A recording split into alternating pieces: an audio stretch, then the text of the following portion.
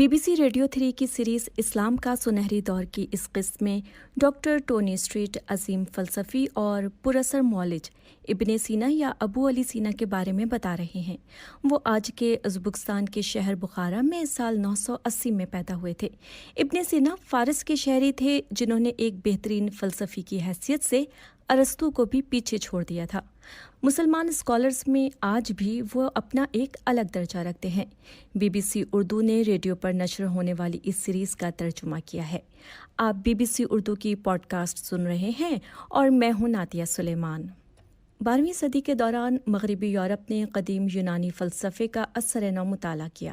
محققین نے ارسطو کو متنازع بت پرست سے ایک قابل احترام فلسفی تسلیم کیا۔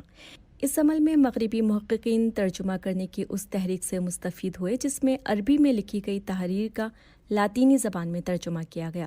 یہ عمل 11ویں صدی کے اواخر میں شروع ہوا تھا۔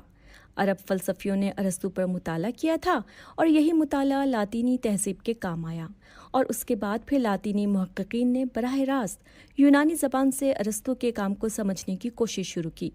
ابن سینا وہ اہم عرب فلسفی تھے جنہوں نے لاطینی محققین کو خوب متاثر کیا۔ 12ویں صدی کے وسط سے ابن سینا کی میٹا فزکس یورپ میں واحد میٹا فزکس تھی۔ ابن سینا کی ایک تحریر میں خدا اور اس کے بندے کے بیچ فاصلے کو سمجھنے کی کوشش کی گئی تھی۔ پھر یہی تحقیق اطالوی فلسفی سینٹ تھامس ایکوینس کے مذہبی فلسفے کا حصہ بنی۔ یہ فلسفہ قدیم مسیحی مذہب کی بڑی کامیابیوں میں سے ایک تھا۔ ارسطو کے یورپی مطالعے میں ابن سینا کا بار بار ذکر آتا ہے۔ عربی میں ان کا نام ابو علی سینا ہے۔ وہ عظیم فلسفی اور معروف معالج تھے جو اپنے وقت میں عربی میں کتابیں لکھتے تھے۔ انہوں نے سینٹرل ایشیا اور سلطنت فارس میں کافی سفر کیا۔ وہ بالآخر آج کے ایران کے شہر اصفہان میں مقیم ہو گئے۔ سن 237 میں ان کا انتقال ہوا۔ ابن سینا کے لیے الفارابی بہت قابل احترام تھے۔ وہ انہیں اپنا دوسرا استاد مانتے تھے، یعنی ارسطو پہلا استاد اور الفارابی دوسرا۔ بغداد میں اکثر فلسفی ارسطو کی تحریر سے جڑے رہتے تھے۔ ساتھ الفارابی جیسے فلسفی اپنا ذاتی کام بھی جاری رکھتے تھے، لیکن 10ویں صدی کا اصل مقصد عربی میں ارسطو کے کام کا ترجمہ کرنا اور اس کا جائزہ لینا تھا۔ ابن سینا نے یہ سب بدل کر رکھ دیا۔ اپنے انتقال تک انہوں نے ایک عظیم فلسفی بن کر ارسطو کو بھی پیچھے چھوڑ دیا تھا۔ یہ بات کم از کم مسلمان فلسفیوں کی حد تک تو درست ثابت ہوئی۔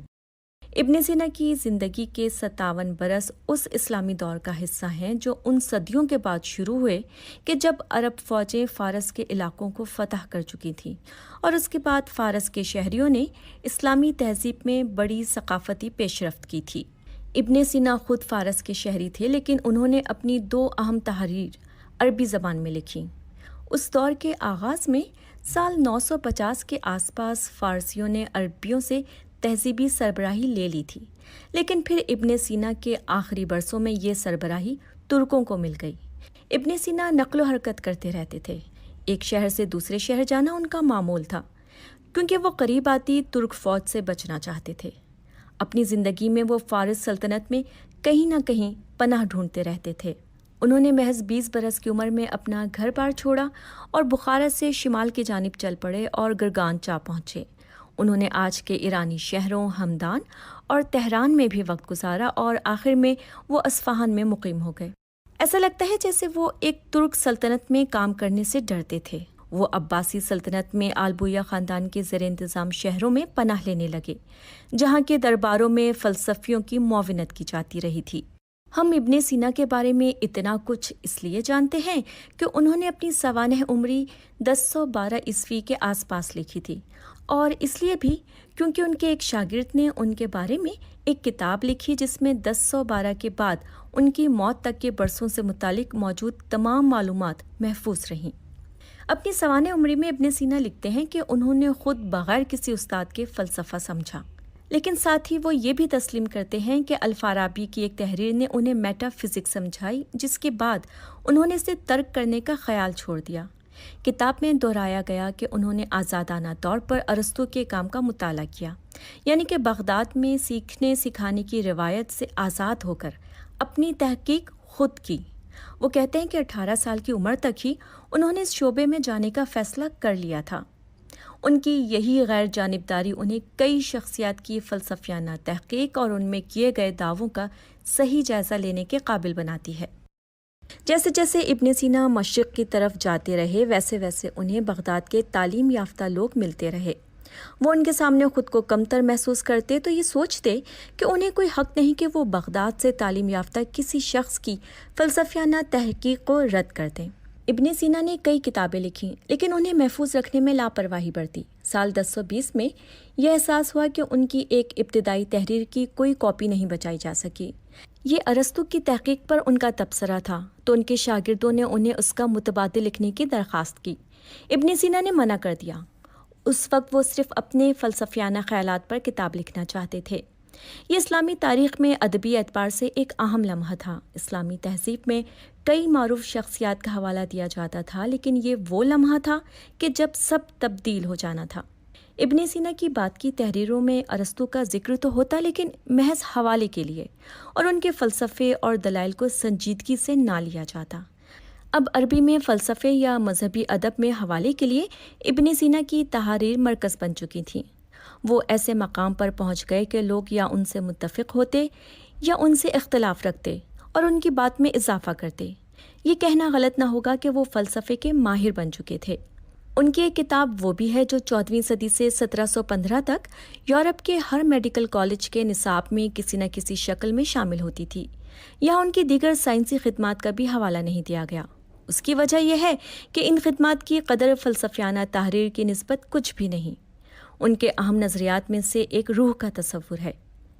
اس دلیل کا موازنہ اکثر فرانسیسی فلسفی رینے دکارتس کے کام سے کیا جاتا ہے۔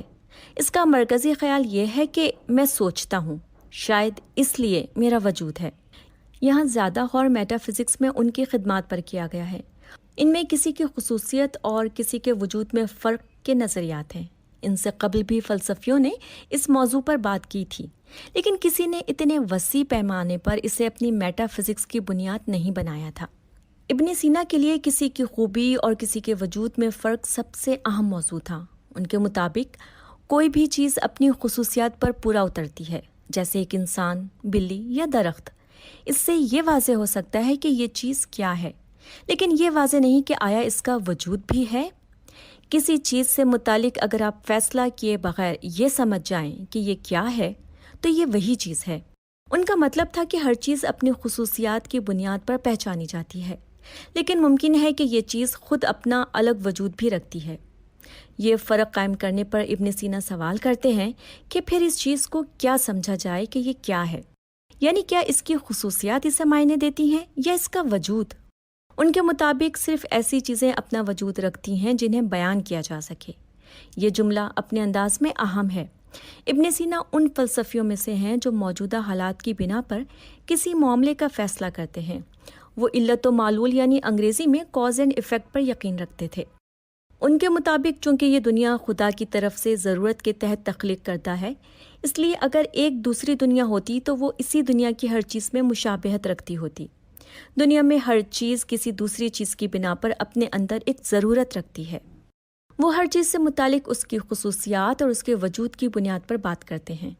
ان کے مطابق اگر دنیا بننے کے پیچھے کوئی بڑی وجہ نہ ہوتی تو اس کا وجود ہی نہ ہوتا۔ اگر یہ ثابت ہو جائے کہ دنیا بننے کے پیچھے کوئی وجہ ہے تو یہ بھی خصوصیات اور وجود کے فلسفے کے مطابق ہوگی، یعنی کوئی چیز کیا ہے یہی اس کا وجود ہے۔ یہ بات اس طرح بھی کہی جا سکتی ہے کہ خدا کیا ہے؟ اس کا جواب خدا کے وجود میں ہے۔ ابن سینا کے بعد دینیات کا علم بدل کر رہ گیا، چاہے بات مشرق کی ہو یا مغرب کی۔